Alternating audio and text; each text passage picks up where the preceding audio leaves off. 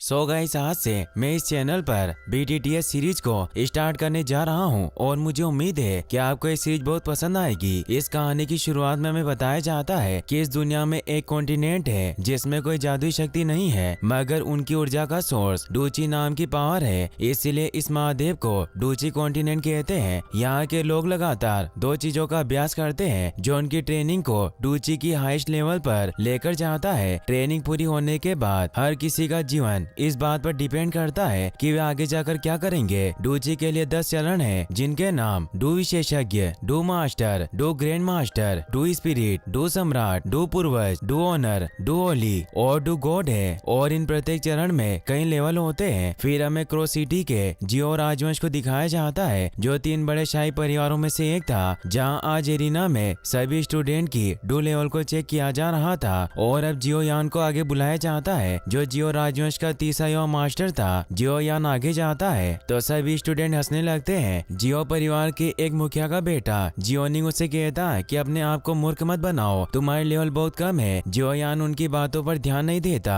और ऊपर स्टेज पर आ जाता है, जहाँ डू स्तंभ पर अपनी लेवल को चेक करने के लिए हाथ रखता है, मगर उसका डू स्तर केवल 30 लेवल पर होता है, जो बहुत कम था। इसीलिए सभी उसका मजाक उड़ाते हैं, क्योंकि बचपन में उसे जीनियस कहा जाता है। उसकी पावर बचपन में ही 30 लेवल पर पहुंच गई थी और 11 साल की उम्र में उसने 10वें डूची स्तर को पार कर लिया था, मगर 3 साल पहले से उसकी पावर कम होने लग गई थी। इसीलिए स्टूडेंट बातें करते हैं कि वास्तव में अपने परिवार के लिए निकम्मा लड़का है। जियोनिंग कहता है कि अगर तुम कबीले के मुखिया के बेटे नहीं होते तो तुम्हें बहुत समय पहले ही अपने परिवार से निकाल दिया जाता। फिर अब टेस्ट के लिए जियो मेई नाम की लड़की को बुलाया जाता है। जियो यान उससे पूछता है कि क्या तुम सच में मुझसे नफरत करती हो, मगर वो कोई जवाब नहीं देती। जियो शर्म की वजह से मुंह नीचे करके वहाँ से जाने लगता है। तभी वहाँ जियो जूनियर आ जाता है, जो उसका हाथ पकड़कर कहती है कि तुम्हें परेशान नहीं होना चाहिए। जूनियर को टेस्ट के लिए बुलाया जाता है, इसीलिए वो जियो यान को कहती है कि तुम मेरा इंतजार करना। ये कहकर वो अपना लेवल चेक करने चली जाती है। वो जब अपनी लेवल चेक करती है तो उसका लेवल 9 होता है, जो बहुत ज्यादा था। इससे सभी हैरान रह जाते हैं और सब उसे देखने जाते हैं, मगर जियो यान वही खड़ा रहता है और मन ही मन में कहता है कि जूनियर मैं तुम्हारे लिए काफी खुश हूँ, मगर मैं तुम्हारे लिए अच्छा नहीं हूँ। तभी बारिश होने लगती है और हमें जियो फैमिली के मीटिंग हॉल को दिखाया जाता है, जहाँ जिया ली भी नाम का आदमी जियो परिवार के प्रमुख जान जियो को धमका रहा होता है, क्योंकि उनके बाजार को हड़पना चाहता था। जान जियो जिया लीबी को कहते हैं कि तुम हम पर दबाव नहीं डाल सकते, तो जिया लीबी हंसने लगता है और कहता है कि मेरे पास बहुत पैसे हैं, इसीलिए मैं और एओ बाबा मिलकर तुम्हारे बाजार और वुटेन सिटी के 2 परिवारों का प्रतिनिधित्व कर सकते हैं। और बाजार हमेशा अपने हाईएस्ट बोली लगाने वाले का होता है और हमारा ऑफर तुम्हारे ऑफर से 3 गुना ज्यादा है, इसीलिए तुम हमसे मुकाबला नहीं कर सकते और अगले साल जियो परिवार को क्रो सिटी छोड़नी होगी। इसे जान जियो के पहले और दूसरे एल्डर काफी गुस्सा होते हैं, जो 2 परिवारों के मुखिया थे, और उस पर हमला करने के लिए तैयार हो जाते हैं, मगर जान जियो उन्हें रोक लेता है और जिया लीबी को एक कार्ड दिखाकर बताता है कि मेरे बेटे जियो यान की शादी का प्रपोजल है। तो ऐसे जिया लीबी हैरान रह जाता है। जियो ली का साथी एओबा कहता है कि जियो यान तो वही है जिसने 11 साल की उम्र में 10वें डूची स्तर को पार कर लिया। जिया लीबी जब वो वेडिंग कार्ड पढ़ता है तो उसे पता चलता है कि जियो यान की शादी नालन येन रेन के साथ होने वाली है, तो ऐसे वो शॉक्ड रह जाता है। एओबा कहता है कि शादी का प्रस्ताव कब जारी हुआ, हमें इसके बारे में पता क्यों नहीं चला। जान बताते हैं कि बस एक छोटी सी बात थी, इसीलिए इसे पब्लिक करना जरूरी नहीं था। एओबा जिया लीबी को बताता है कि यूनलेन सेक्ट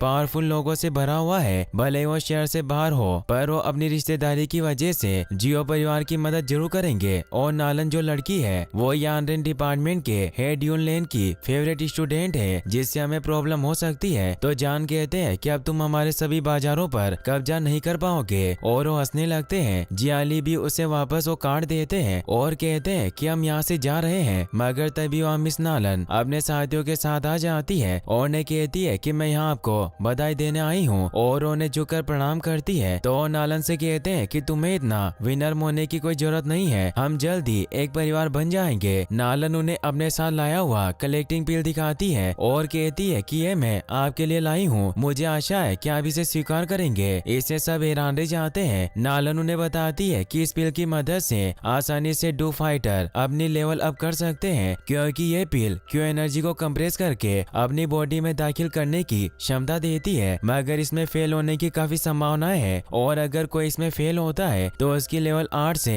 9 स्तर नीचे गिर जाती है। इसीलिए ये पिल केवल 9 स्तर के लोगों के लिए ही काम करती है और उनकी लेवल को अप करती है। जान उसे कहते हैं कि तुम्हें मुझे ऐसा उपहार देने की जरूरत नहीं थी। नालन उन्हें बताती है कि मैं सच्चाई छिपाना नहीं चाहती, मैं जान गई हूँ कि पिछले 3 साल से जियोयान का लेवल काफी नीचे चला गया है, इसीलिए मैं किसी ऐसे आदमी से शादी नहीं कर सकती जो किसी जमाने में जीनियस रहा हो। मैं शादी का ये कॉन्ट्रैक्ट तोड़ना चाहती हूँ। जान हैरान हो जाते हैं और कहते हैं कि यह कोई बच्चों का खेल नहीं है। इस कॉन्टिनेंट में किसी जुड़ाव को बाधित करना इतना आसान नहीं होता। नालन कहती है कि बेशक मैं ये जानती हूँ, इसीलिए मैं इस कॉन्ट्रैक्ट को तोड़ने के लिए ये कलेक्टिंग पिल आपको दे रही हूँ। जान जियो कहते हैं कि मुझे लगता है कि तुम्हारे डिपार्टमेंट के हेड यूलेन इससे सहमत नहीं होंगे। नालन कहती है कि मैंने सेक्शन लीडर यूलेन से अनुमति प्राप्त कर ली है, क्यों नहीं चाहते कि मैं किसी ऐसे व्यक्ति से शादी करूं जिसकी लेवल मुझसे काफी कम हो और अभी आपका बेटा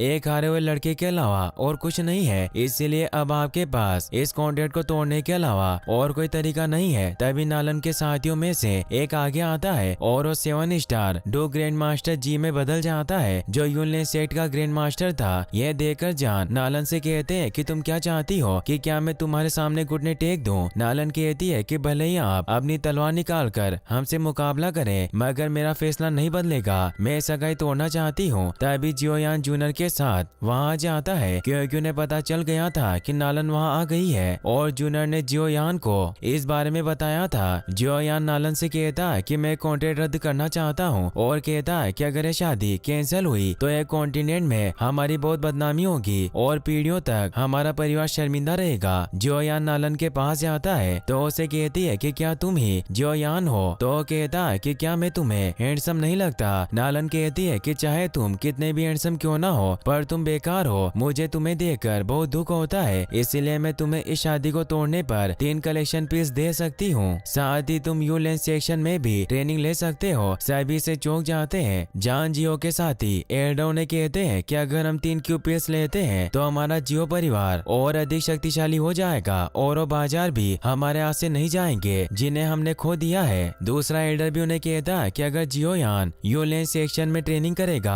तो अपनी खोई हुई पावर को भी रिकवर कर सकता है। जियाली भी कहता है कि श्रीमती नालन बहुत उदास है, भले ही उसने सगाई को रद्द करके मेरी मदद की, मगर अब जियो परिवार ने इसका समर्थन खो दिया है, इसीलिए वो सभी बाजार जल्दी हमारे होंगे। जियोयान उसे कहता है कि तुम्हें इतनी जल्दी उत्तेजित नहीं होना चाहिए और वो नालन से कहता है कि मैंने फैसला किया है कि मुझे तुमसे तलाक चाहिए। नालन हैरान रह जाती है और वो गुस्से में उसे कहती है कि तुम्हें ऐसा कहकर दोनों पक्षों को चोट पहुंचाई है। अब जी भी गुस्से में अपनी पावर को एक्टिवेट कर लेता है, तो उसे रोकने के लिए जान जियो भी रेज लोएन पावर को एक्टिवेट कर लेते हैं, जिससे वहाँ एक धमाका होता है और वो दोनों लड़ने को तैयार हो जाते हैं। मगर नालन जी को रोक लेती है और जान से कहती है कि हम इसे दूसरे तरीके से हल करेंगे। मैं जियो परिवार को 3 साल देती हूँ। 3 साल बाद जियो लेन यूलेन वार्ड में आ सकता है और मुझसे लड़ सकता है, और अगर ये हार गया तो हमारी शादी नहीं होगी और ये सगाई टूट जाएगी, और अगर तुम जीत गए तो तुम मेरे साथ जो चाहे वो कर सकते हो। फर्स्ट एल्डर कहता है कि उचित नहीं है। कोई मूर्ख भी जानता है कि जियोयान की शक्ति के साथ ऐसा कोई तरीका नहीं है कि वो तुम्हें 3 साल के अभ्यास के बाद हरा सके। सेकंड एल्डर जान से कहता है कि हमारे जियो परिवार के लिए बस एक देरी होगी। 3 साल बाद जियो ली भी वापस हमारे बाजार को हड़पना चाहेगा। नालन उन्हें कहती है कि मेरा सबसे अच्छा ऑफर है जो मैं आपको दे सकती हूँ, और वो जियोयान से पूछती है कि तुम क्या चाहते हो। जियोयान भी उसकी इस शर्त को स्वीकार कर लेता है। तभी वहाँ जूनियर भी आ जाती है, जिसे देखकर जी को अजीब लगता है। नालन कहती है कि अब हमारी बाद में मुलाकात होगी। जियोली भी वहाँ से चला जाता है क्योंकि वो इस 3 ईयर एग्रीमेंट की वजह से कुछ नहीं कर सकता था। नालन भी वहाँ से चली जाती है और वो जाते जाते जियोयान को कहती है कि मुकाबले के लिए मैं तुम्हारा इंतजार करूंगी। जियोयान कहता है कि तुम मुझे धमकाने की हिम्मत कर रही हो क्योंकि मैं कमजोर हूँ। सभी लोग वहाँ से चले जाते हैं। जियोयान काफी परेशान होता है और हॉल से बाहर आता है। जान जियो के साथी एल्डो ने कहते हैं कि जियोयान आगे आने वाली समस्याओं को नहीं जानता। 3 ईयर एग्रीमेंट करके उसने सिर्फ अपनी मौत में देरी की है। जियोयान वहाँ से जाने लगता है। जूनियर उसे रुकने को कहती है, मगर वो नहीं रुकता और वहाँ से भाग जाता है, तो जूनियर उसके पीछे जाती है। जान को उसकी फिक्र होती है। जियोयान दौड़ता हुआ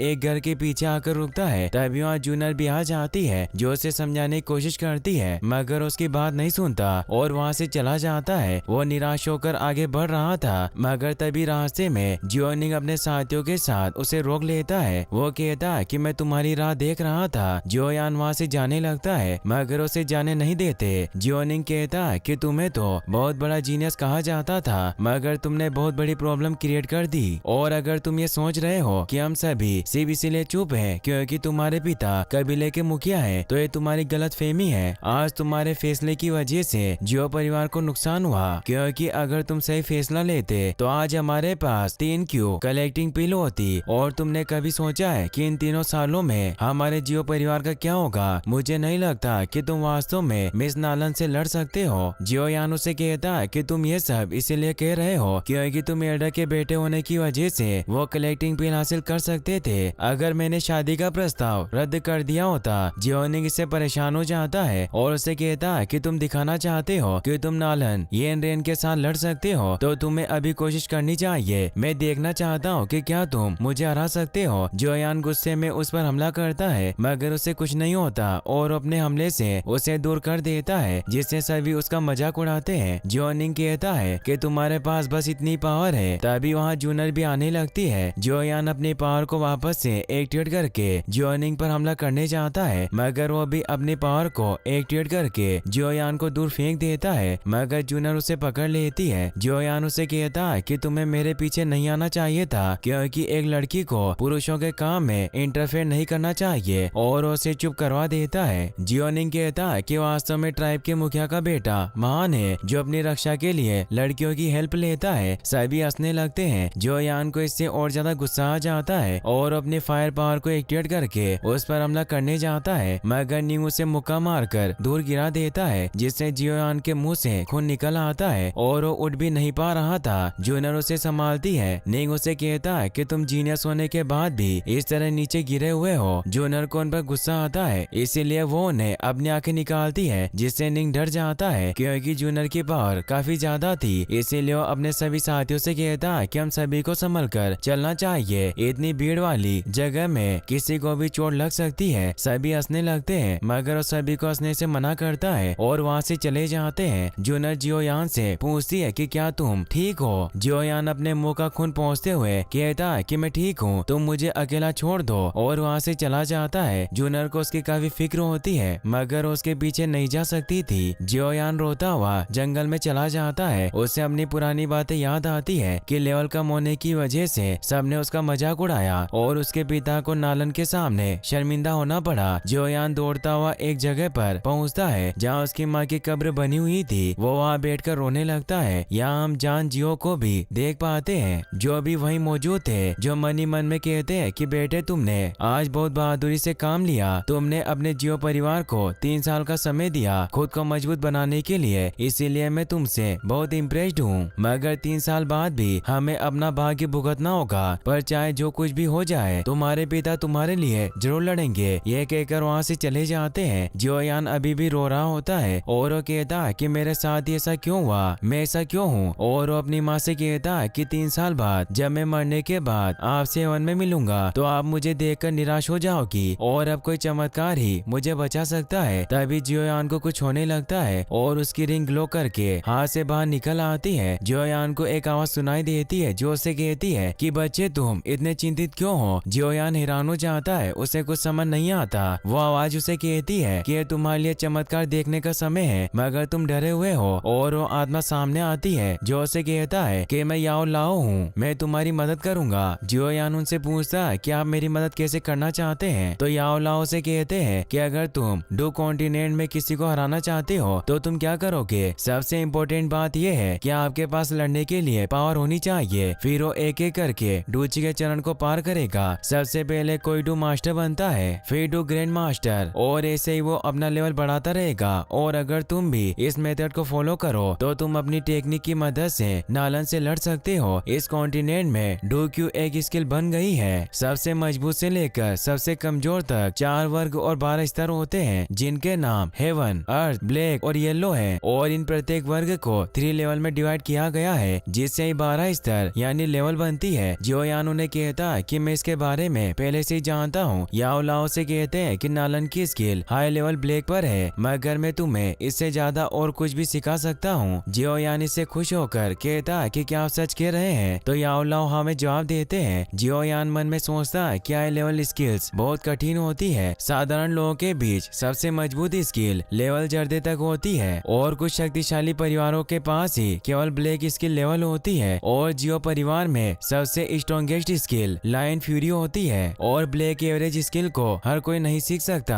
केवल शक्तिशाली साम्राज्य के लोग ही इसे सीख सकते हैं। और सदियों से हेवन लेवल स्किल किसी के पास नहीं है, जिस वजह से नालन का यूनलैंड सेक्ट बहुत पावरफुल है। इसीलिए वो सोचता कि क्या याओ लाओ उनसे भी ज्यादा पावरफुल होगा और उन्हें कहता कि भले ही आपके पास बेहतरीन हुनर हो, मगर जब तक हम सही पिल्स का इस्तेमाल नहीं करते ये बेकार है। यूनलैंड सेक्शन आसानी से क्यू कलेक्टिंग पिल को हासिल कर सकता है और ये पिल केवल लेवल 5 एल्केमिस्ट के द्वारा बनाई जाती है। एल्केमिस्ट उन लोगों को कहा जाता है जो कम साधारण चीजों से मूल्यवान चीजें बना सकते हैं। जो यान कहता है कि तुम जैसा बूढ़ा आदमी उन पिल को कैसे बना सकता है? तो याओ लाओ से कहता है कि मैं खुद एक हाई लेवल एल्केमिस्ट हूँ और लेवल 5 मेरे लिए कुछ नहीं है। तुम मुझे अब से याओ लाओ बुला सकते हो और ये एल्केमिस्ट लेवल मेरे लिए कोई मायने नहीं रखती। यदि तुम मेरे स्टूडेंट बनना चाहते हो तो तुम जितनी चाहे उतनी पिल्स ले सकते हो। जियो यान उन्हें कहता है कि मैं आपसे काफी इम्प्रेस्ड हुआ हूँ, मगर ये पहली बार है जब किसी ने इतनी सफाई से डींगे मारी हो। याओ लाओ कहता है कि क्या तुम मुझ पर विश्वास नहीं करते? जियो यान उन्हें कहता है कि ऐसा नहीं है, मैं आप पर विश्वास नहीं करता